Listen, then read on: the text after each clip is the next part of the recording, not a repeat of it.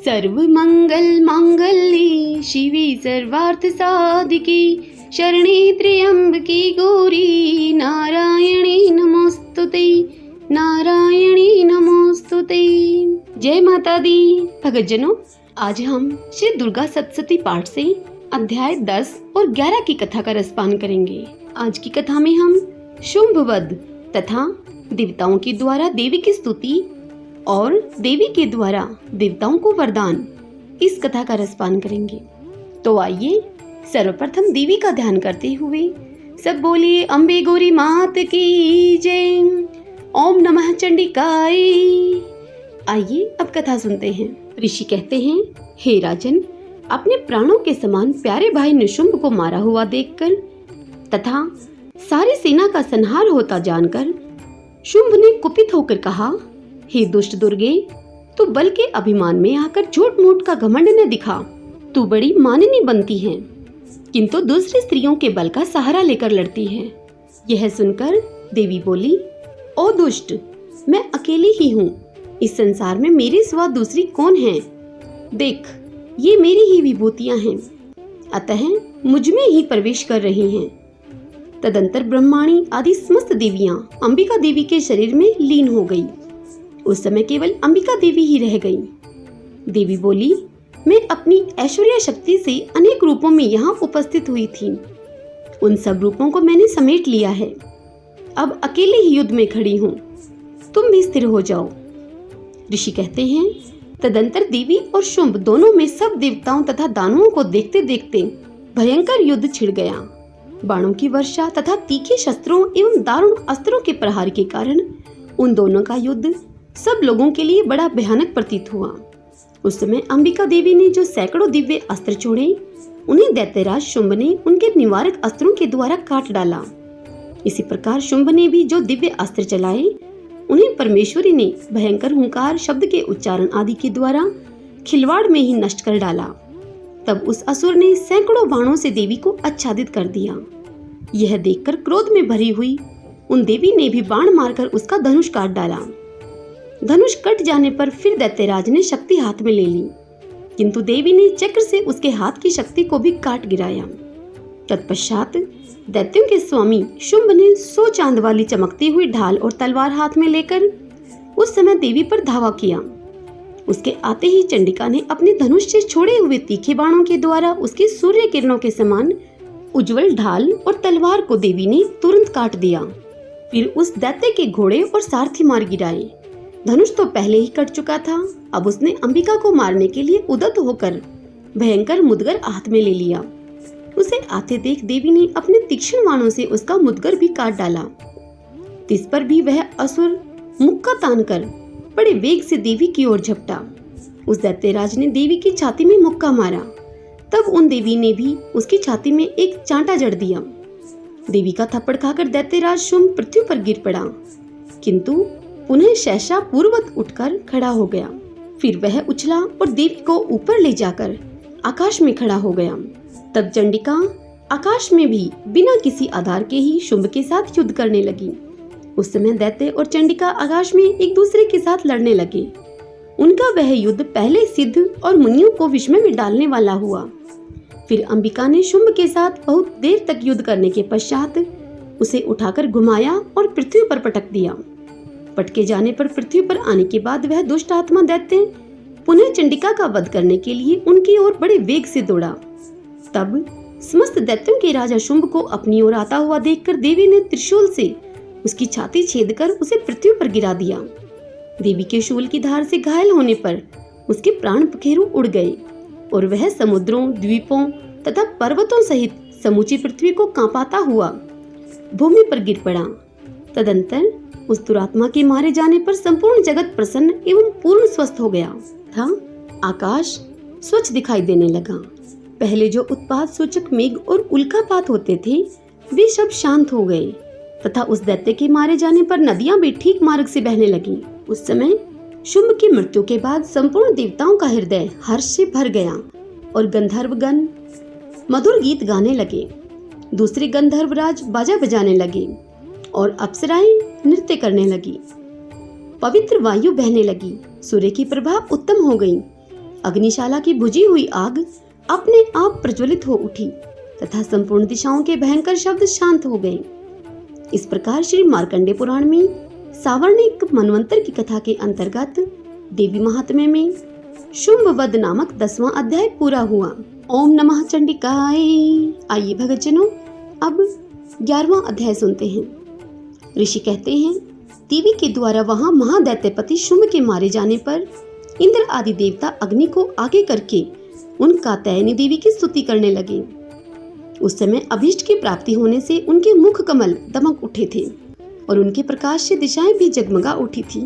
देवता बोले, शरणागत की पीड़ा दूर करने वाली देवी, हम पर आप प्रसन्न हो। संपूर्ण जगत की माता, आप प्रसन्न हो। हे विश्वेश्वरी, विश्व की रक्षा करो। हे देवी, तुम ही चराचर जगत की अधीश्वरी हो। तुम इस जगत का एकमात्र आधार हो, क्योंकि पृथ्वी रूप में तुम्हारी ही स्थिति है। हे देवी, तुम्हारा पराक्रम अलंघनीय है। तुम ही जल रूप में स्थित होकर संपूर्ण जगत को तृप्त करती हो। तुम अनंत बल संपन्न वैष्णवी शक्ति हो।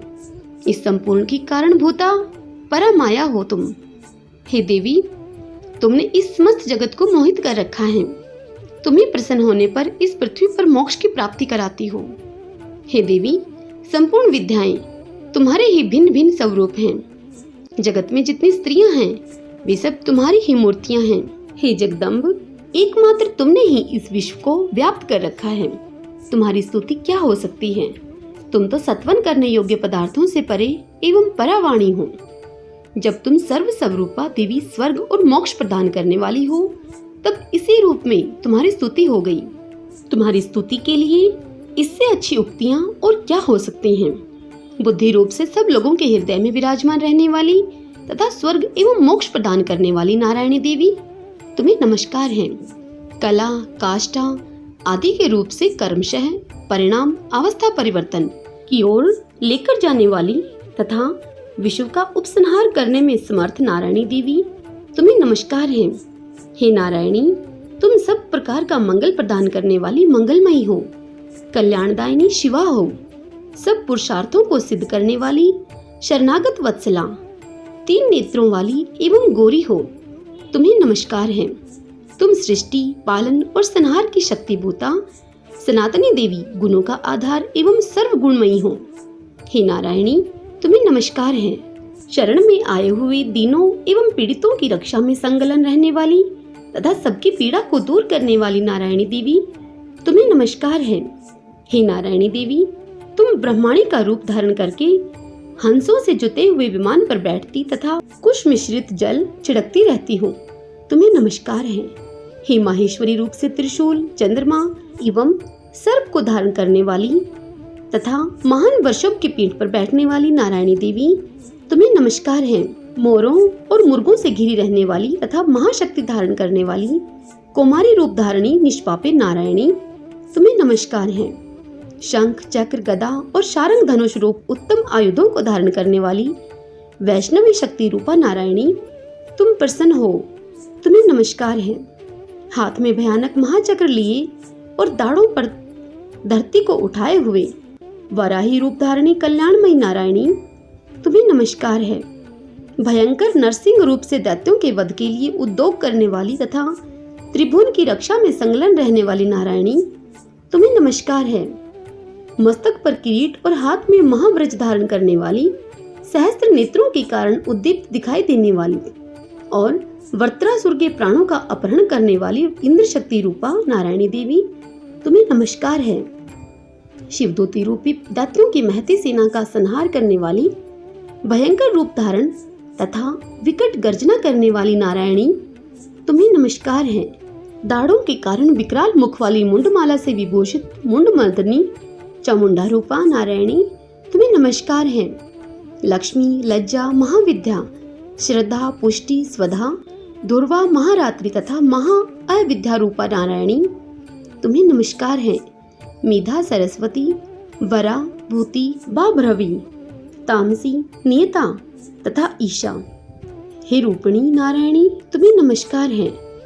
सर्व स्वरूपा, सर्वेश्वरी तथा सब प्रकार की शक्तियों से संपन्न दिव्य रूपा दुर्गे देवी, सब भयों से हमारी रक्षा करो। तुम्हें नमस्कार है। हे कात्यायनी, यह 3 लोचनों से विभूषित तुम्हारा सौम्य मुख सब प्रकार के भयों से हमारी रक्षा करे। तुम्हें नमस्कार है। भद्रकाली, ज्वालाओं के कारण विकराल प्रतीत होने वाला, अत्यंत भयंकर और समस्त असुरों का संहार करने वाला तुम्हारा त्रिशूल भय से हमें बचाए। तुम्हें नमस्कार है। हे देवी, जो अपनी ध्वनि से संपूर्ण जगत को व्याप्त करके दैत्यों के तेज नष्ट किए देता है, वह तुम्हारा घंटा हम लोगों की पापों से उसी प्रकार रक्षा करे जैसे माता अपने पुत्र की पूरे कर्मों से रक्षा करती है। हे चंडिके, तुम्हारे हाथों में सुशोभित खड्ग जो असुरों के रक्त और चर्बी से चर्चित है, हमारा मंगल करे वह। हम तुम्हें नमस्कार करते हैं। हे देवी, तुम प्रसन्न होने पर सब रोगों को नष्ट कर देती हो और कुपित होने पर मनोवांछित सभी मनोकामनाओं का नाश कर देती हो। जो लोग तुम्हारी शरण में जा चुके हैं उन पर विपत्ति तो आती ही नहीं। तुम्हारी शरण में गए हुए मनुष्य दूसरों को शरण देने वाले हो जाते हैं। हे देवी अम्बिके, तुमने अपने स्वरूप को अपने भागों में विभक्त करके नाना प्रकार के रूपों से जो इस समय इन धर्मद्रोही महादैत्यों का संहार किया है, वह सब दूसरी कौन कर सकती थी।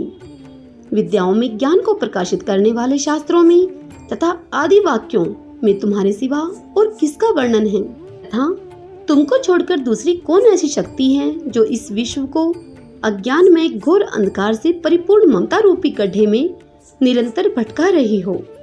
जहाँ राक्षस, जहाँ भयंकर विष वाले सर्प, जहाँ शत्रु, जहाँ लुटेरों की सेना और जहाँ दावानल हो, वहाँ तथा समुद्र के बीच में भी साथ रहकर तुम विश्व की रक्षा करती हो। हे विश्वेश्वरी, तुम विश्व का पालन करती हो, विश्व रूपा हो, इसलिए संपूर्ण विश्व को धारण करती हो। तुम भगवान विश्वनाथ की भी वंदनीय हो। जो लोग भक्ति पूर्वक तुम्हारे सामने मस्तक झुकाते हैं, वे संपूर्ण विश्व को आश्रय देने वाले होते हैं। हे देवी, आप प्रसन्न हो।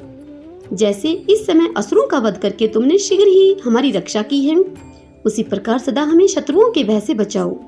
संपूर्ण जगत का पाप नष्ट कर दो और उत्पात एवं पापों के फल स्वरूप प्राप्त होने वाले महामारी आदि बड़े बड़े उपद्रवों को शीघ्र दूर करो। विश्व की पीड़ा दूर करने वाली देवी, हम तुम्हारे चरणों पर पड़े हुए हैं। हम पर आप प्रसन्न हो। त्रिलोक निवासियों की पूजनीय परमेश्वरी, सब लोगों को आप वरदान दो। देवी बोली, देवताओं, मैं वर देने को तैयार हूँ। तुम्हारे मन में जिसकी इच्छा हो वह वर मांग लो। संसार के लिए इस उपकारक वर को मैं अवश्य दूंगी। देवता बोले, हे सर्वेश्वरी, तुम इसी प्रकार तीनों लोकों की समस्त बाधाओं को शांत करो और हमारे शत्रुओं का नाश करती रहो। देवी बोली, हे देवताओं, वैवस्वत मनवंतर के 28वें युग में शुंभ और निशुंभ नाम के 2 अन्य महादैत्य उत्पन्न होंगे। तब मैं नंद गोप के घर में उनकी पत्नी यशोदा के गर्भ से अवतीर्ण होकर विंध्याचल में जाकर रहूंगी और उक्त दोनों असुरों का मैं नाश करूंगी। फिर अत्यंत भयंकर रूप से पृथ्वी पर अवतार लेकर मैं वप्रचित नाम वाले दानवों का वध करूंगी। उन भयंकर महादैत्यों को भक्षण करते समय मेरे दांत अनार के फूल की भांति लाल हो जाएंगे। तब स्वर्ग में देवता और मृत्युलोक में मनुष्य सदा मेरी स्तुति करते हुए मुझे रक्त दंतिका कहेंगे। फिर जब पृथ्वी पर 100 वर्षों के लिए वर्षा रुक जाएगी और पानी का अभाव हो जाएगा, उस समय मुनियों के सत्वन करने पर मैं पृथ्वी पर अयोनिजा रूप में प्रकट होंगी और 100 नेत्रों से मुनियों को देखूंगी। अतः मनुष्य शताक्षी इस नाम से मेरा कीर्तन करेंगे। हे देवताओं, उस समय मैं अपने शरीर से उत्पन्न हुए शाखों के द्वारा समस्त संसार का भरण पोषण करूंगी। जब तक वर्षा नहीं होगी तब तक वे शाख ही सबके प्राणों की रक्षा करेंगे। ऐसा करने के कारण पृथ्वी पर शाकंभरी के नाम से मेरी ख्याति होगी। उसी अवतार में मैं दुर्गम नामक महादैत्य का वध भी करूंगी। मेरा नाम दुर्गा देवी के रूप में प्रसिद्ध होगा। फिर मैं जब भीम रूप धारण करके मुनियों की रक्षा के लिए हिमालय पर रहने वाले राक्षसों का भक्षण करूंगी, उस समय सब मुनि भक्ति से नतमस्तक होकर मेरी स्तुति करेंगे। तब मेरा नाम भीमा देवी के रूप में विख्यात होगा। जब अरुण नामक दैत्य तीनों लोकों में भारी उपद्रव मचाएगा, तब मैं तीनों लोकों का हित करने के लिए 6 पैरों वाले असंख्य भ्रमरों का रूप धारण करके उस महादैत्य का वध करूंगी। उस समय सब लोग ब्राह्मणी के नाम से चारों ओर मेरी स्तुति करेंगे। इस प्रकार जब जब इस संसार में दानवी बाधा उपस्थित होगी तब तब मैं अवतार लेकर शत्रुओं का संहार करूंगी। इस प्रकार श्री मार्कंडेय पुराण में सावर्णिक मनवंतर की कथा के अंतर्गत देवी महात्म्य में देवी स्तुति नामक 11वां अध्याय पूरा हुआ। इससे आगे की कथा हम अगले अध्याय में सुनेंगे। सब बोलिए अम्बे गौरी मात की जय। ओम नमः चंडिकाय। भक्तजनों, यदि आपको यह कथा पसंद आई हो तो वीडियो को लाइक और शेयर कर देना। जय माता दी।